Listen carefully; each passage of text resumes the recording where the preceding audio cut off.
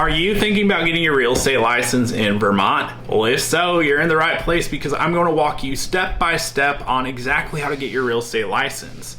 My name is Tyler Roicki. I help people build better careers in real estate, and what better way to get started in real estate than to get your real estate license so that you can help people buy, sell, and invest in real estate at that point. And before you get started on that process, you're going to want to make sure that you'll meet the requirements to get issued a real estate license. And those requirements are very straightforward. You've got to be 18 years of age or older at the time you're applying for your license, and you've got to be a resident of Vermont.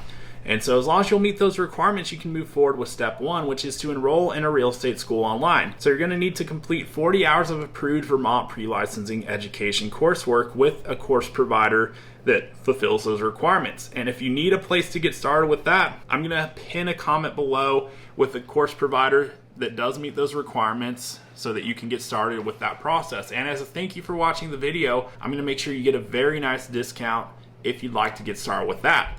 But once you complete those 40 hours, you can move on to step two, which is to take and pass your real estate licensing exam. So you're going to have 4 hours to answer 136 questions consisting of both the national and state portion of the exam. And a passing score is 70% or higher for the national portion and 75% or higher for the state portion. And you're going to need to pay an exam fee of $115 to take that exam. And then once you've passed the exam, you can move on to step three, which is to select a brokerage. So you're going to need to obtain sponsorship from a Vermont real estate broker. And I'm not going to go into detail in this video on how exactly to find and select a broker, but I made another video on the channel to help you with that will show you exactly what to look for in a broker, as well as what questions to ask as you're looking at your different options out there. And so feel free to give that a watch. That way you can go and find the best option for yourself to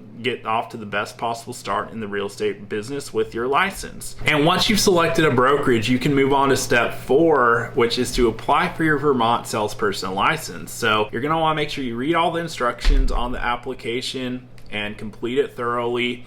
Pay your application fee of $100, and then they'll get it processed. And hopefully, if you've met all the requirements up to this point and submitted everything as required, they can get that processed, issue your license so that you can get up and running with the brokerage you selected and effectively start taking on clients once you have your active license in place with them. And we're not quite done yet because there is a step 5 and 6. And step 5 is to complete your approved post-licensing education. So as a licensed salesperson in Vermont, you're going to need to complete 8 hours of approved post-licensing education within 90 days of being issued your license. So make sure you complete that, and you'll retain the course completion certificate and upload it with your first license renewal. And so beyond that, you've got step 6, which is your CE, continuing education. So every 2 years you're going to have a CE requirement, which is 16 hours of continuing education, which there's 4 mandatory hours and 12 elective hours. So you've got plenty of time to knock this out, but don't wait till last minute. Get it done ahead of time. The last thing you want to have happen is your license lapse because you forgot to do your CE. So make sure you're fulfilling those CE requirements with coursework